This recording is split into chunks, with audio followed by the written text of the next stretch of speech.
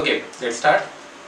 Today's topic is motion under the effect of gravity or free fall, we can say. Free fall. Why free fall? This chapter is actually motion in straight line. So we'll discuss only straight line motion.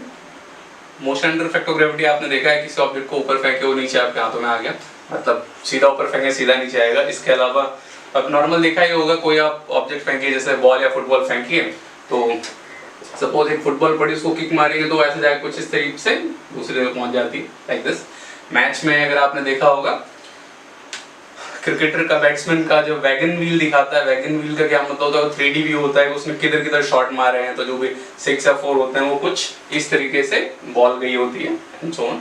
तो ये क्या है effect of gravity? ये तो हो गया motion in 2 dimension, actually 2 dimension plane में। हमें ये अभी नहीं पढ़ना है, हमें पढ़ना है मोशन इन 1 डायमेंशन। ये अभी आगे पढ़ेंगे, जब मोशन प्लेन हम पढ़ेंगे उसमें ये चीज देखेंगे। अभी है हमारा मोशन स्ट्रेट लाइन, ऑब्जेक्ट हमने फेंका सीधा ऊपर गया, उसके बाद सीधा नीचे आ गया, सीधा सिंपल बात, motion under effect of gravity. तो प्रैक्टिकल चीज है, कोई भी ऑब्जेक्ट देखते हैं अगर हम सिंपल कोई ऑब्जेक्ट पड़ा हुआ उसको हम छोड़ दे तो सीधा नीचे गिर जाएगा, फ्री फॉल। क्यों आ रहा है नीचे? क्योंकि ग्रेविटेशनल फोर्स अर्थ का है जो कि हर ऑब्जेक्ट को नीचे की तरफ खींच रहा है। तो ऑब्जेक्ट ऊपर था, छोड़ दिया, नीचे आ गया, पोजीशन चेंज मतलब कि मोशन है, कुछ वेलोसिटी है, कुछ डिस्प्लेसमेंट भी हो रहा है। तो वही सब हमें पढ़ना है, वेलोसिटी, डिस्प्लेसमेंट, यही हम पढ़ रहे हैं पूरे चैप्टर में, तो यही हम पढ़ेंगे। ओके, सो फ्री फॉल के लिए, motion under effect of gravity के लिए हमें कुछ चीजें यहाँ पर कंसिडरेशन करके चलनी पड़ती है। इस चैप्टर में स्पेशली क्या क्या कंसिडरेशन करके चलनी पड़ती है? सबसे पहला, इफेक्ट ऑफ एयर रेजिस्टेंस हम नेग्लेक्ट करके चलेंगे। Effect of air resistance neglected, याद रखिए, effect of air resistance neglected. Air resistance हम लेकर नहीं चलेंगे, हम नहीं मान के चलेंगे कि यहाँ एयर है, ठीक है, फर्स्ट थिंग। सेकंड थिंग, अर्थ तो हमारा वैसे राउंड है, हम अर्थ को फ्लैट सरफेस लेकर चलेंगे, उसके कर्वेचर को कंसीडर नहीं करेंगे, क्योंकि एक्चुअल में जो हम ये पढ़ेंगे फ्री फॉल, ये ऐसा नहीं कि हम बहुत हाइट पे चले गए तब हम ये अप्लाई करें, नहीं, कुछ हाइट के लिए बहुत कम, लेट्स से 200-300 फीट, वो तो मैं जस्ट एग्जांपल दे रहा हूँ, ज़्यादा नहीं। अर्थ का साइज जो है 6400 किलोमीटर, अर्थ का रेडियस है 6400 किलोमीटर, वेरी बिग साइज। तो मैं एक स्मॉल पार्ट की बात कर रहा हूँ, क्योंकि हम उससे अगर ज्यादा जाएंगे तो उसमें अर्थ का कर्वेचर आ जाएगा, फिर ग्रेविटी का ये जो हम पढ़ रहे हैं इससे काम नहीं चलेगा, फिर ग्रेविटेशनल चैप्टर जो आप देखेंगे उससे रिलेटेड हो जाएगा, वो अभी हमें यहाँ नहीं करना, ठीक है। सो हम क्या लेके चलेंगे, अर्थ का जो एयर रेजिस्टेंस वो नेगलेक्ट करके चलेंगे, अर्थ के कर्वेचर के इफेक्ट को हम नहीं मान के चलेंगे, अर्थ फ्लैट, स्मॉल डिस्टेंस की बात हो रही है, ठीक है। कोई भी ऑब्जेक्ट है यहाँ पर सराउंडिंग है तो अर्थ एक उस पर फोर्स लगा रही है, ग्रेविटेशनल फोर्स, और जहां पर भी फोर्स होता है, फोर्स का फॉर्मूला F = ma। अगर आप अभी 11th में हैं तो आपको शायद ये वैसा फॉर्मूला तो पढ़ा ही होगा, मास इनटू एक्सेलरेशन, बट ये आगे भी चैप्टर में मिलेगा भी, कोई बात नहीं। ग्रेविटेशन, मेरा कहने का मतलब ये है, ग्रेविटेशन अगर फोर्स है इसका मतलब एक्सेलरेशन भी होगा, ग्रेविटी की वजह से एक्सेलरेशन भी होगा। एक्सेलरेशन होगा ये हमें कैसे पता कर लेते हैं। ऑब्जेक्ट यहाँ पर रुका हुआ है रेस्ट में स्पीड कितनी है इसकी? 0। जैसे मैंने इसको रिलीज किया ये नीचे गिरने लग गया, मोशन में आ गया, वेलोसिटी में चेंज हो गया, rate of change in velocity is called acceleration. अगर इसकी वेलोसिटी में चेंज आ रहा है मतलब एक्सेलरेशन होगा, एंड यस एक्सेलरेशन है। कौन सा एक्सेलरेशन है? वो एक्सेलरेशन है एक्सेलरेशन ड्यू टू ग्रेविटी, जिसको हम दिखाते हैं G से, एक्सेलरेशन ड्यू टू ग्रेविटी, इसको हम दिखाते हैं स्मॉल g से, acceleration due to gravity small g। What is the value? 9.8 metre per second square, approximate 9.8 आगे तक है ये, approximate 9.8 metre per second square. हर जगह इसकी वैल्यू सेम नहीं होती है, पोल्स, इक्वेटर, अर्थ का रोटेशन, हर एक फैक्टर है जिससे इसकी वैल्यू चेंज होगी। इवन हम बहुत हाइट पर जाएंगे तो भी रिड्यूस होगी, अर्थ के सरफेस के अंदर जाएंगे तो भी रिड्यूस होगी, एंड बहुत से फैक्टर हैं। लेकिन फिर से वही एक कंसिडरेशन, हम ये मान के चलेंगे कि जी की वैल्यू क्या है हमारी? कांस्टेंट, कितना? 9.8 कांस्टेंट हम लेकर चलेंगे जी की वैल्यू। न्यूमेरिकल सॉल्व करने के लिए कई बार 9.8 को हम 10 मीटर पर सेकंड स्क्वायर भी ले लेते हैं, न्यूमेरिकल सॉल्व करने में आसानी हो इसलिए हम 10 भी एज्यूम करके चल सकते हैं, नो प्रॉब्लम। सो हमने क्या क्या कंसिडरेशन किया? First, effect of air resistance neglected, second, earth surface flat, third, बहुत ज्यादा हाइट की हम बात नहीं करेंगे, स्मॉल हाइट की बात करूँ, क्वेश्चन में आपको पता लग जाएगा। And next, acceleration due to gravity is constant 9.8 and always किधर की तरफ होगा, जाहिर सी बात है gravitational force will be towards earth only, center of the earth, so gravitational force, this acceleration to gravity will be downwards only। एक object ऊपर जा रहा है, gravitational force को किधर खींचेगा, नीचे की तरफ। ऑब्जेक्ट नीचे आ रहा है, gravitational force किधर खींचेगा, नीचे की तरफ। दोनों केस में acceleration due to gravity किधर है, नीचे की तरफ ही है, so always downwards। clear? okay, then इसके बाद है साइन कन्वेंशन। काफी बच्चे कंफ्यूज होते हैं साइन कन्वेंशन में कि कब पॉजिटिव ले कब नेगेटिव ले, क्यों लेंगे पॉजिटिव नेगेटिव। साइन कन्वेंशन, अब देखिए भाई साइन कन्वेंशन क्या मतलब है इसका। Acceleration, velocity, displacement, all vector के पास आपकी मैग्नीट्यूड एंड डायरेक्शन दोनों होगा, मैग्नीट्यूड डायरेक्शन दोनों होगा, चलो अच्छी बात है। हम चैप्टर पढ़ रहे हैं motion in straight line. Straight line में कितने डायरेक्शन होगी, स्ट्रेट लाइन एक नहीं दो डायरेक्शन, स्ट्रेट लाइन में दो डायरेक्शन। कौन कौन सी, स्ट्रेट लाइन में अगर मैं इधर जा रहा हूं तो वापस भी तो आ ही सकता हूं, दो डायरेक्शन। स्ट्रेट लाइन में कितने डायरेक्शन होगी, सिर्फ दो डायरेक्शन होगी। अब जरा समझिए, अगर मैं इधर जा रहा हूं, इसको अगर मैं positive direction let's say plus x axis दिखा रहा हूं, तो मैं इस डायरेक्शन को माइनस एक्स एक्सिस भी दिखा सकता हूं। सो नेगेटिव साइन जस्ट कहाँ जा रहा है, डायरेक्शन में, that's all. Negative sign direction को शो करता है। तो इस चैप्टर में हमारे नेगेटिव साइन से डायरेक्शन का पता लग जाएगा, क्योंकि दो ही डायरेक्शन है, एक पॉजिटिव डायरेक्शन तो एक नेगेटिव डायरेक्शन, सिंपल। हमें डायरेक्शन में ज्यादा मत्थापच्ची करने की जरूरत है ही नहीं। लेकिन अगले चैप्टर में जब मोशन प्लेन पढ़ेंगे तो वहां डायरेक्शन के लिए हमें स्पेसिफिकली पढ़ना पड़ेगा, क्योंकि एक प्लेन में कितने डायरेक्शन होती हैं बात करेंगे, अब छोड़ो। तो साइन कन्वेंशन क्या है, वेक्टर्स की बात हो रही है, कब पॉजिटिव कब नेगेटिव लेंगे, कुछ ज्यादा याद रखने की जरूरत नहीं है, सिर्फ एक चीज याद रखनी है, sign convention will be according to coordinate system. Sign convention will be according to coordinate system. Coordinate system समझिए, this is X axis, this is Y axis, this will be minus y axis, this will be minus x axis, x axis minus x axis, y axis minus y axis।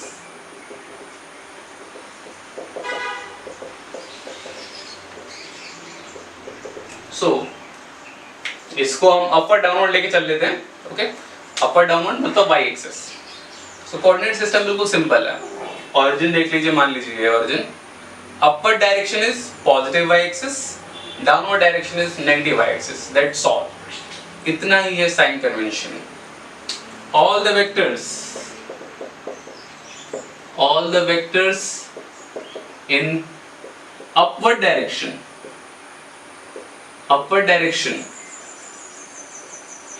will be positive।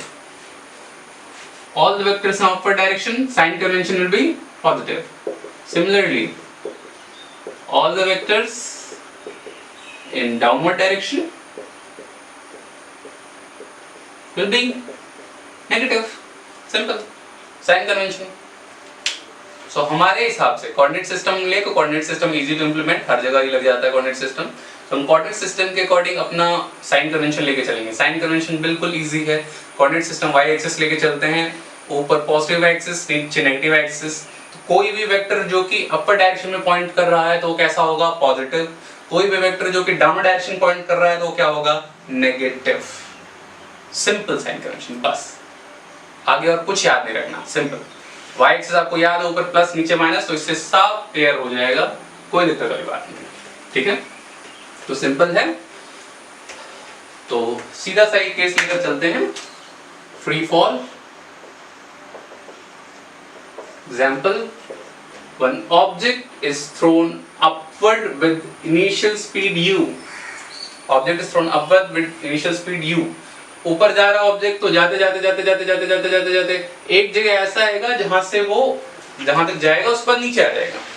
होता क्यों नीचे आता है, क्योंकि देखो ऊपर जाते जाते धीरे धीरे वो स्लो होता जाता है धीरे धीरे, ओके। ऊपर जाकर स्लो हो गया, एक पॉइंट पे उसकी स्पीड कितनी हो जाएगी, 0 हो जाएगी। और जहां पे उसकी स्पीड 0 हो जाएगी वहां से वो क्या आ जाएगा भाई, वो नीचे आ जाएगा। वहां से नीचे आ जाएगा। This is highest point, highest point, highest point जहां तक पहुंचा। सिंपल। इस पूरे में acceleration due to gravity G किधर की तरफ लगेगा? जी हमेशा किधर की तरफ लगेगा? नीचे की तरफ। सिंपल। सो ऑब्जेक्ट ऊपर गया, नीचे की तरफ आ गया। एक आध चीज अब निकाल लेते हैं। सपोज आपसे कहा गया कि what is height, total height attain, कितनी हाइट वो ले रहा है। आपसे कहा गया maximum height, find maximum height. Question मेरे में आपको इनिशियल वैल्यू दे, सॉरी इनिशियल स्पीड दे रखी है, जी आपको पता ही है। आपसे कहा कितनी हाइट तक हो जाएगा। Let's see height. मोशन की आपने 3 इक्वेशन पढ़ी है, कौन सी इक्वेशन लगाना चाहेंगे? कोई सी लगा दीजिए, आपकी मर्जी। मैं थर्ड लगाता हूँ, v square minus u square equals to 2as, v square u square 2as। Third equation. Maximum height की बात हो रही है, सिंपल सी चीज है। मैक्सिमम हाइट, मैक्सिमम हाइट पे आपकी वेलोसिटी कितनी हो जाएगी? 0। वेलोसिटी कितनी हो गई? 0 minus u square, u is initial velocity, air initial velocity, u is u। Vector किधर की तरफ शो कर रहा है? ऊपर की तरफ शो कर रहा है वेक्टर, ऊपर की तरफ शो कर रहा है, मतलब क्या हो गया? पॉजिटिव हो गया। तो u पॉजिटिव लेके चलेंगे तो u स्क्वायर हो गया 2a। What is a? a is acceleration. What is acceleration? Acceleration is g। किधर की तरफ है? नीचे की तरफ है। तो g को मैं एक्सेलरेशन की जगह में क्या रख दूं? -g रख दूं। यहां g का मतलब सिर्फ उसकी वैल्यू है 9.8। What is s? s is the displacement. इस पॉइंट और इस पॉइंट के बीच का डिस्प्लेसमेंट, इस पॉइंट और इस पॉइंट के बीच का जो डिस्प्लेसमेंट होगा उसको क्या मैं इसकी हाइट बोल सकता हूं? तो बिल्कुल बोल सकता हूं भाई।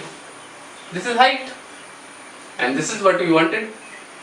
We wanted the maximum height. This is maximum height. तो s के जगह क्या रखता हूँ? h। तो मैंने कहा था कि डिस्प्लेसमेंट को आप h, x, y कुछ भी ले सकते हैं। हाँ, h is the displacement। अब वो क्या निकालना था? Maximum height. ये रहा मैक्सिमम हाइट। तो देखिए 0 कट गया।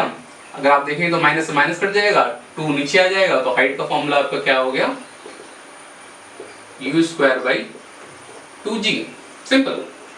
सो आपके क्वेश्चन में अगर कहा गया आपको इनिशियल स्पीड दे रखी है कि find the height, initial speed दे रखी है, g को 9.10 रख दीजिए, आ गया आंसर। क्या आपको यहाँ पर साइन पुट करने की जरूरत है? नहीं भाई, हमने पहले साइन यूज कर लिया है। तो g के वैल्यू जस्ट जो 9.10 दे रखी है पुट कर दीजिए, सिंपल। हम फॉर्मूले में वो माइनस साइन यूज कर चुके हैं। माइनस साइन क्यों यूज किया है भाई? क्योंकि देखिए g किस डायरेक्शन में था? नीचे डायरेक्शन। नीचे डायरेक्शन में क्या होता है? हमारा वेक्टर नेगेटिव होता है, सिंपल। सब हाइट निकाल सकते हैं। सिमिलरली आपसे कहा गया, क्लियर है? सिमिलरली आपसे कहा गया फाइंड टाइम ऑफ फ्लाइट। एक वर्ड आता है टाइम ऑफ फ्लाइट, आगे आप पढ़ लेंगे। Time of flight, time of flight मतलब टोटल टाइम। टोटल टाइम मतलब कि जब ये ऊपर गया और जब मेरे हाथों में वापस आया, यहां से शुरू होकर ऊपर गया फिर मेरे हाथों में वापस आया, टोटल टाइम। टाइम आप निकाल सकते हैं। मोशन कौन सी इक्वेशन लगाना चाहेंगे? v = t + at या फिर s = 2 + ½ at स्क्वायर। दोनों में t आ रहा है, क्या दोनों से हो जाएगा? चेक करते हैं, चेक करते हैं। मैं पहले से सॉल्व करता हूँ। v = u + at। v अगर मैं v 0 रख दूं, 0, u is u, what is a? a is -g, what is t? t is t। u इधर आ गया माइनस में, g डिवाइड में चला जाएगा तो यहाँ से t क्या आ जाएगा? माइनस माइनस काट दो तो u/g आ जाएगा। सिंपल सा आप लिख सकते हैं, u t आ गया u/g। सिंपल, एक स्टेप में। ये कहाँ से कहाँ तक का टाइम है? अगर आप देखें तो आपने v क्या लिखा है? 0। v0 कहाँ का है? टॉप का। u आपने यहाँ लिया है, v0 यहाँ लिया है। तो आपका ये टाइम एक्चुअली कहाँ से कहाँ है? नीचे से ऊपर तक का, नीचे से ऊपर तक का u/g। ठीक है, मतलब ये क्या है? Half time. टोटल टाइम क्या होगा? इसका डबल। टाइम ऑफ फ्लाइट क्या हो गया? Time of flight capital T दिखा देते हैं, इट विल बी 2u/g। क्या मैं ऐसे लिख सकता हूं? Time of flight is twice. Simple, ये आधा टाइम था उसका डबल कर दिया। क्लियर है? Simple, time of flight. अब कभी कभार बच्चों को कंफ्यूजन हो जाता है, कुछ लोग कहते हैं कि ऐसे कैसे, नीचे से ऊपर जाने का टाइम और ऊपर से नीचे आने का टाइम सेम कैसे हुआ? कहते हैं भाई कि देखिए नीचे से ऊपर जा रहा है, ग्रेविटी नीचे की तरफ लग रहा है, चलो मान लेते हैं। ऊपर से नीचे आ रहा है तो ग्रेविटी नीचे की तरफ लग रहा है, ग्रेविटी खींच रहा है, ग्रेविटी खींच रहा है मतलब उसको जल्दी ले आएगा। यस, ये कंफ्यूजन आता है कुछ को, उनको ऐसा लगता है कि जब ऑब्जेक्ट ऊपर से नीचे आ रहा है तो ग्रेविटी तो नीचे की तरफ लग रही है, ग्रेविटी नीचे की तरफ लग रही है तो ऑब्जेक्ट को जल्दी नीचे आना चाहिए और ऑब्जेक्ट जल्दी नीचे आना चाहिए। इसका मतलब क्या है कि टाइम जो है नीचे वाले केस में कम लगेगा, मतलब जल्दी नीचे आ रहा है। दोनों टाइम सेम नहीं, प्रूव कर देते हैं, हमें क्या पता, मुझे नहीं पता कि सेम है या नहीं, I don't know, let's see. Time of light में निकाल रहा हूं जो कि मेरा 2u/g आया है, बट मोशन की सेकंड इक्वेशन से s equals to ut plus half at square. Check करता हूं, इस बार मैं टोटल मोशन की बात करूंगा। टोटल मोशन मतलब कि मैंने ऑब्जेक्ट को फेंका, ऊपर गया और ऑब्जेक्ट मेरे हाथों में आ गया, ठीक है।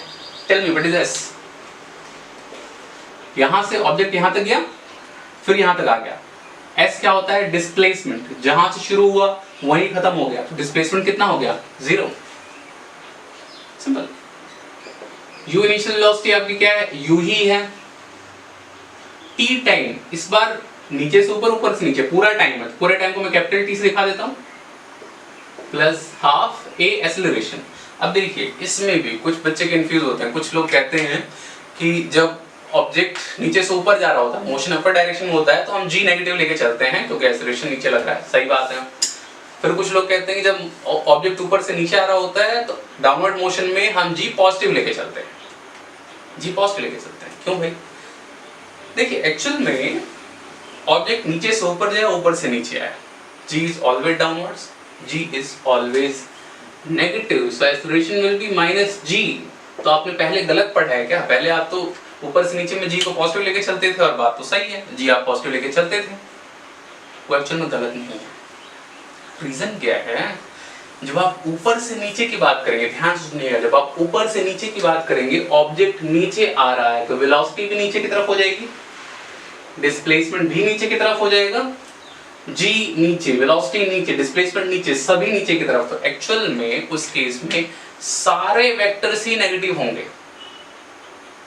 जब डाउनवर्ड मोशन हो रहा है, एक इसको मैं स्किप करता हूं, जब डाउनवर्ड मोशन हो रहा है, मान लो मोशन की सेकंड इक्वेशन लगाता हूं, s ut plus half at square, and suppose एक ऑब्जेक्ट गिर रहा है नीचे की तरफ, let's say initial speed u है, नीचे आ रहा है, g नीचे की तरफ है, डिस्प्लेसमेंट तो नीचे की तरफ है ही, सपोज ऊपर से नीचे आ रहा है, ऊपर से नीचे आ रहा है, डाउनवर्ड मोशन, ऊपर से नीचे, डाउनवर्ड मोशन। अब मैं साइन कन्वेंशन की बात करता हूं, ये मेरा जनरल फार्मूला है, ये मेरा जनरल फार्मूला है। अब मैं साइन कन्वेंशन की बात करता हूं, s ऊपर से नीचे आया तो s को मैं क्या लिखूंगा? माइनस s लिखूंगा।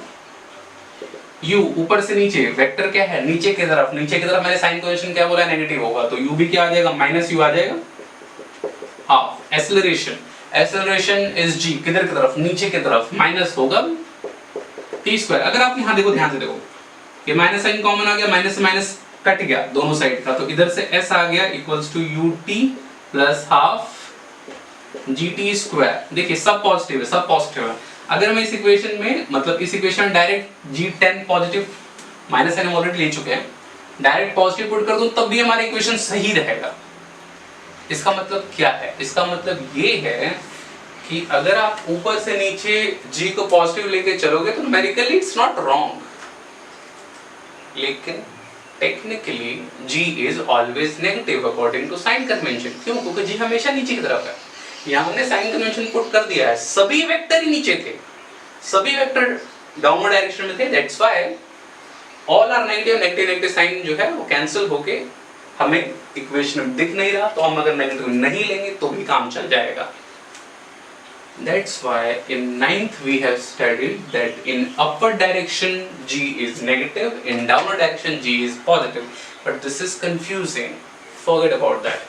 Just remember one thing: coordinate system. Simple. Upward positive, downward negative. Never will be this confusing. You'll never get this confusion. Okay?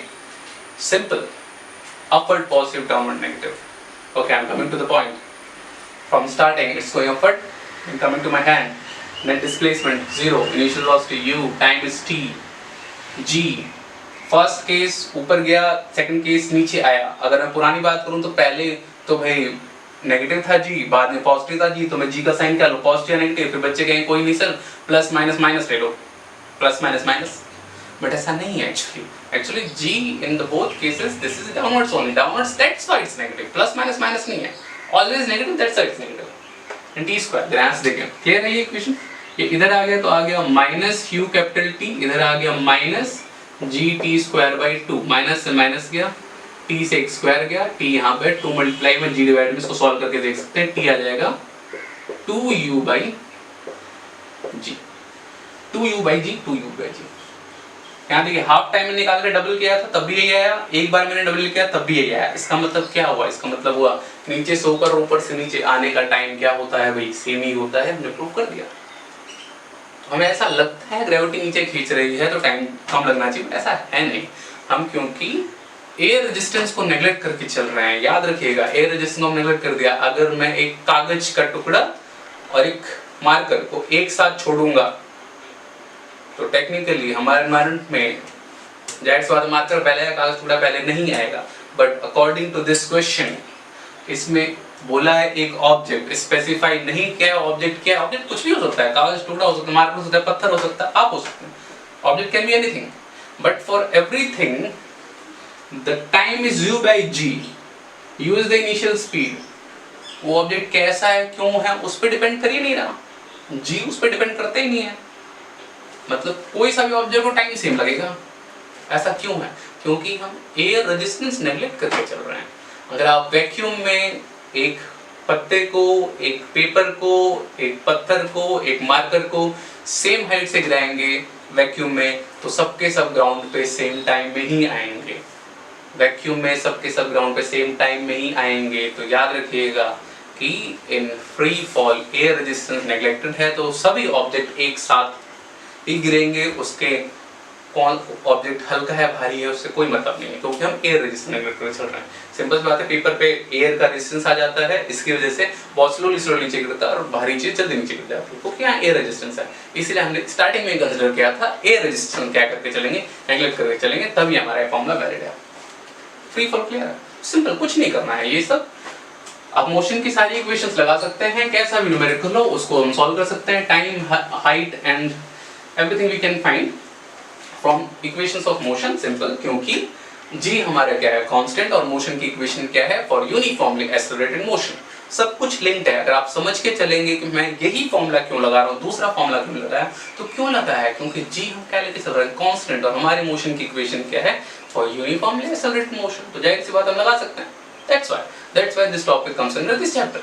सब कुछ लिंक्ड है, समझ के आप चलेंगे तो बिल्कुल क्लियर होगा। Clear?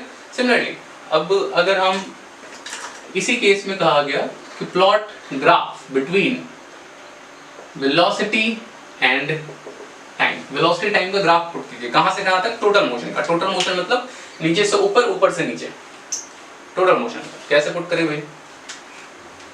First equation v equals to u plus at, velocity time, relation पता लग गया। देखिए पावर 1 है, पावर 1 है, तो ग्राफ कैसा आएगा? Straight line.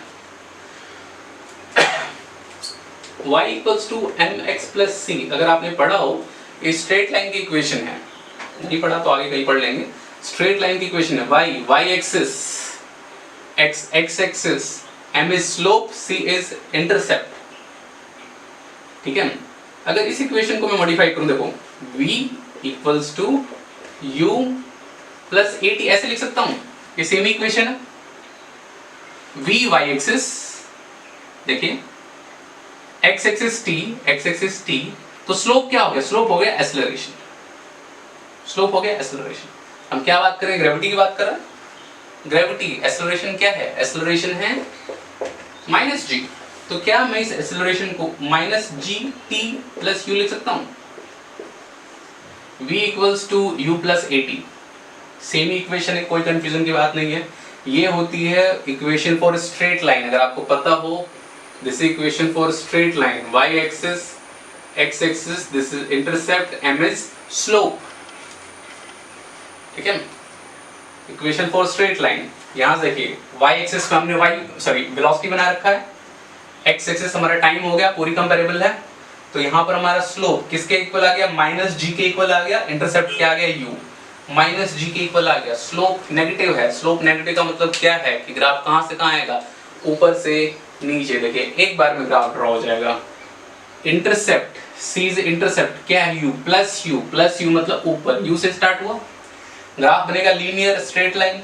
स्लोप क्या है? माइनस जी, नेगेटिव, किधर आएगा? सीधा नीचे। Simple graph. यहाँ पे देखिए इसका मतलब समझिए, वेलोसिटी टाइम, इनिशियल वेलोसिटी की इनिशियल वैल्यू क्या थी u, वेलोसिटी वैल्यू को देखो लगातार क्या हो रही है, कम हो रही है, कम हो रही है, कम हो रही है, कम हो रही है, कम हो रही है, क्या होगी जीरो, वेलोसिटी क्या होगी जीरो, ऊपर जाते वेलोसिटी क्या होगी, कम हो रही है, जीरो, जीरो होगी।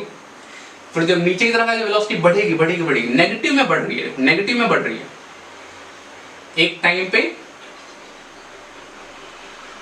ग्राउंड को हिट कर गया, ग्राउंड को हिट कितने टाइम पे करेगा भाई, time of flight capital T time हमने निकाला था, ये कितना हो जाएगा t/2 हाफ टाइम, ऊपर वाला टाइम। फाइनल वेलोसिटी कितनी होगी, जो इनिशियल वेलोसिटी थी वही इसकी फाइनल वेलोसिटी भी होगी, उतनी स्पीड से ही एट करेगा। नीचे से ऊपर जाने का टाइम सेम, ऊपर नीचे ऊपर ऊपर से नीचे आने का टाइम सेम है, इनिशियल फाइनल वेलोसिटी भी सेम होगी। मोशन की फर्स्ट इक्वेशन से आप इसको चेक कर सकते हैं। क्लियर है? ठीक है, ये ग्राफ समझ में आया, v और t graph. First equation v = t + at, v और t 1 पावर 1 1 है, 1 1 है मतलब स्ट्रेट लाइन बनेगा। मैंने सीधा सीधा इसे कंपेयर करा दिया। इंटरसेप्ट हमारा क्या है, u प्लस u हमारा, उसके बाद ये स्लोप क्या है, -g, मतलब ग्राफ कहाँ से कहाँ आएगा, ऊपर से नीचे की तरफ, कहाँ तक, कैपिटल टी टाइम तक। तो इस तरीके से ग्राफ ड्रॉ करना आना चाहिए। जेई वगैरह में आया हुआ क्वेश्चन है, जेई नीट में कई बार आया हुआ क्वेश्चन है कि फ्री फॉल में वेलोसिटी टाइम ग्राफ कैसा होगा। क्लियर है? सीधा अगर यही मैं बोलूं कि स्पीड टाइम ग्राफ बनाना है, free fall speed time graph बनाना है, so speed time graph will be like this. Speed can never be negative, that's why initial zero ही होगा, दिस इज t/2। सेम अगर आपसे कहा गया वेलोसिटी टाइम ग्राफ और स्पीड टाइम ग्राफ बनाएंगे तो speed time graph velocity time graph बिल्कुल सेम है, बट वेलोसिटी जो है नेगेटिव में जा रही है। नेगेटिव में क्यों जा रही है? तो नेगेटिव साइन सिर्फ उसकी डायरेक्शन को शो कर रहा है, कम हो रहा है ऐसा कुछ शो नहीं कर रहा, सिर्फ क्या शो कर रहा है, डायरेक्शन को शो कर रहा है। अब इस ग्राफ को समझिए, देखिए सॉरी, ये मतलब दोनों सेम है, this final will be u only, this is u only, okay same. Initial speed क्या थी, u थी, ऊपर जाते जाते जाते जाते स्पीड घटी घटी घटी घटी, यहाँ स्पीड कितनी होगी, जीरो, हाईएस्ट पॉइंट पे जीरो, हाईएस्ट पॉइंट का टाइम t/2 था ही। फिर उसके बाद जो ऊपर से नीचे आएगा फिर से स्पीड क्या होगी, बढ़ेगी बढ़ेगी बढ़ेगी बढ़ेगी, कहाँ तक बढ़ेगी, u तक बढ़ेगी, क्योंकि हम आइडियल केस लेके चल रहे हैं, कोई एयर रेजिस्टेंस नहीं, कुछ नहीं, तो जितनी स्पीड से जाएगा उतनी स्पीड पे ही वापस आएगा। Simple. Velocity time graph speed time graph का डिफरेंस समझ में आया? This is important. इस तरीके इसको एक अप्रोच है आपको ग्राफ की तरफ बढ़ने की, ग्राफ आप कैसे सॉल्व करें, this is the approach. Clear? Simple है। सिमिलरली आपसे कहा गया कि पोजीशन टाइम ग्राफ बनाइए, xt graph, position time graph, तो क्या लेंगे भाई, मोशन की second equation s = ut + half at²। Okay, यहाँ देखिए t² पे डिपेंडेंस है, t², x is s displacement, t² पे डिपेंडेंस है। स्क्वायर का ग्राफ कैसा बनेगा भाई, आपका पैराबोलिक कर्व। टाइम जब जीरो होगा, सब जीरो हो गया, तो x जीरो से स्टार्ट होगा, जीरो से स्टार्ट होगा। जैसे टाइम बढ़ रहा है ऊपर की तरफ जा रहा है, ऊपर की तरफ जा रहा है। देखो u की कुछ वैल्यू है, यहाँ -t है, तो देखिए इसको हम ऐसे पुट करें तो ut -12 j t² होगा, g की वैल्यू माइनस है। लेट्स से u आपका मान लो 10 मीटर पर सेकंड है, 10 into some time, this term is positive, ये some time, this term is negative, ये इसको क्या कर रहा है, माइनस कर रहा है, मतलब ये कुछ वैल्यू है लेकिन लगातार वैल्यूज क्या होती जाएगी, कम होती जाएगी। जैसे जैसे टाइम बढ़ेगा ये इसमें से माइनस होके क्या होता जाएगा, कम होता जाएगा। समझिएगा इस चीज को। एक्चुअल में ये ग्राफ कुछ इस तरीके से बनेगा।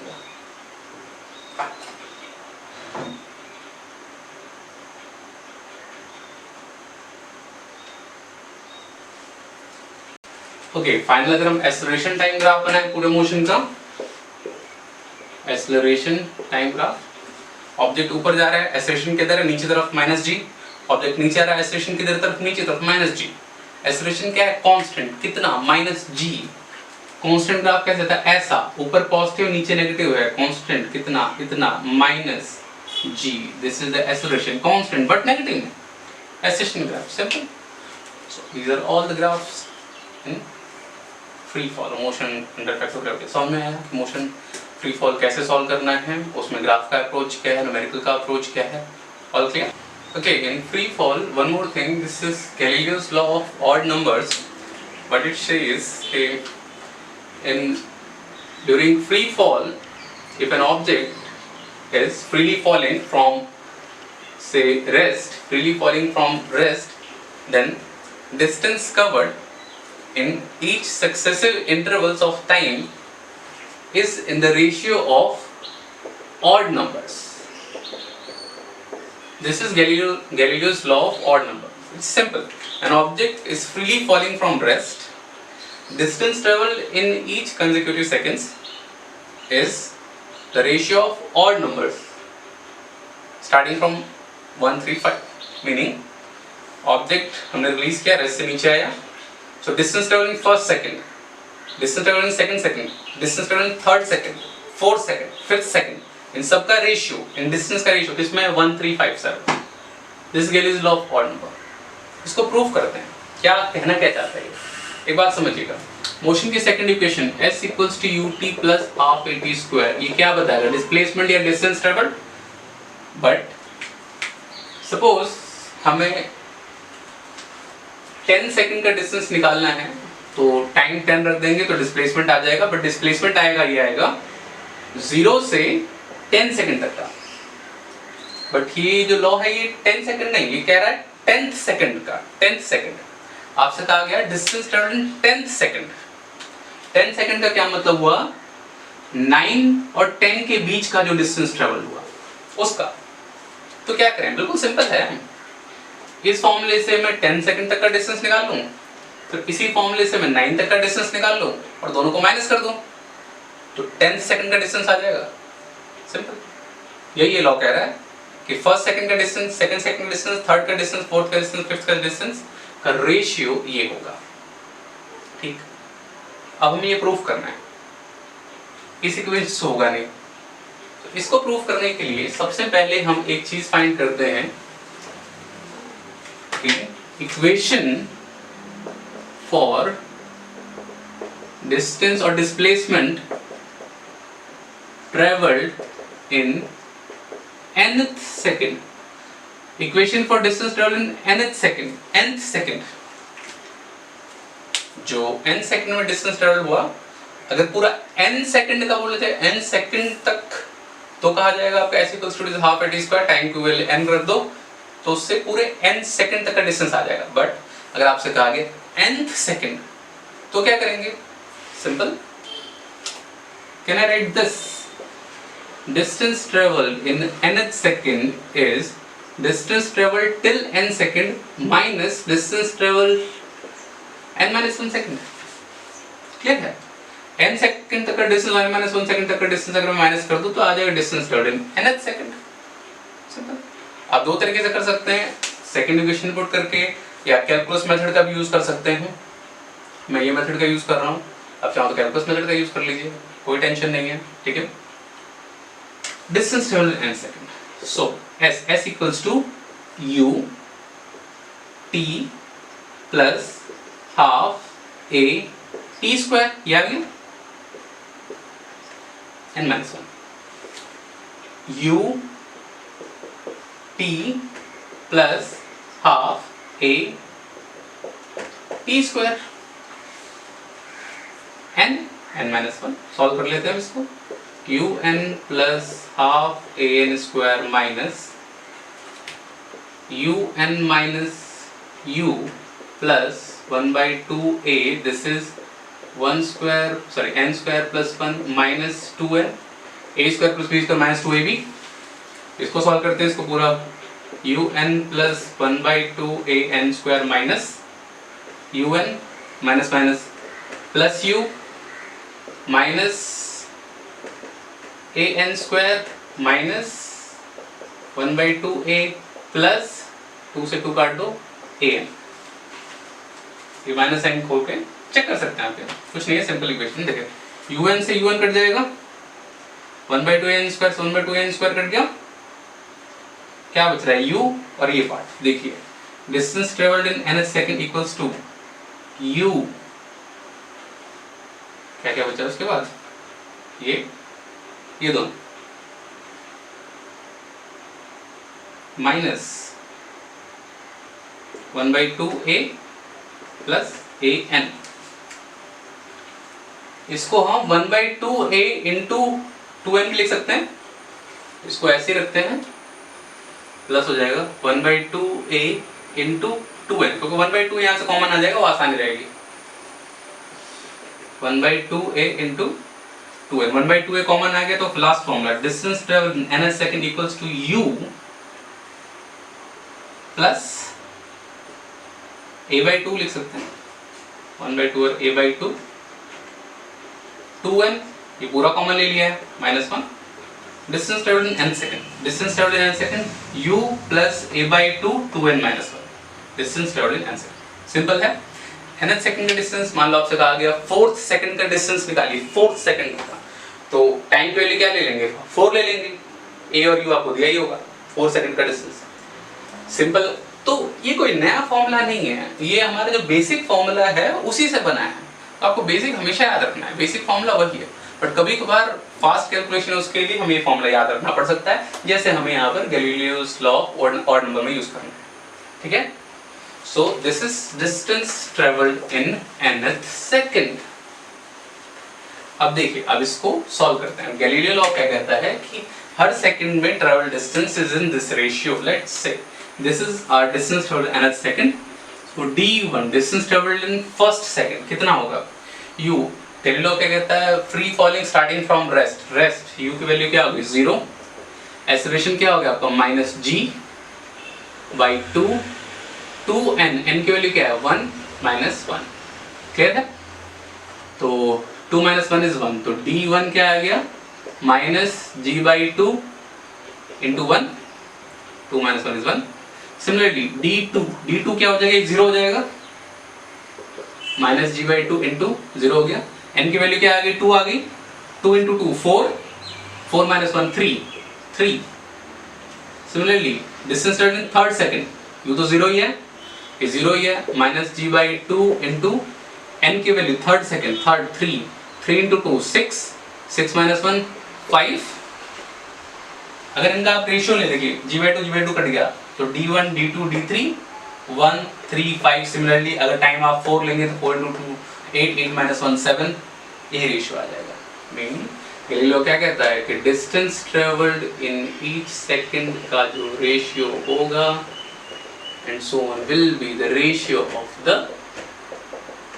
Odd number. This is law of odd number, simple for a freely falling body from rest. कुछ नहीं है, what is Galileo law of odd number, ये पूछा नहीं जाता है, जस्ट है कि हाउ टू प्रूव। क्वेश्चन में एनसीईआरटी में इसका प्रॉपर ही सॉल्व एग्जांपल है। सो क्वेश्चन अगर आपको आ गया एग्जाम में कि proof Galileo laws of odd number, क्या कहता क्या है कि an object freely falling from rest, the ratio of distance traveled in each second is the ratio of odd number, ratio of odd number, this is distance traveled in nth second, n की value हमने 1 2 3 4 put करके निकाला, ratio of number का आ गया। ठीक।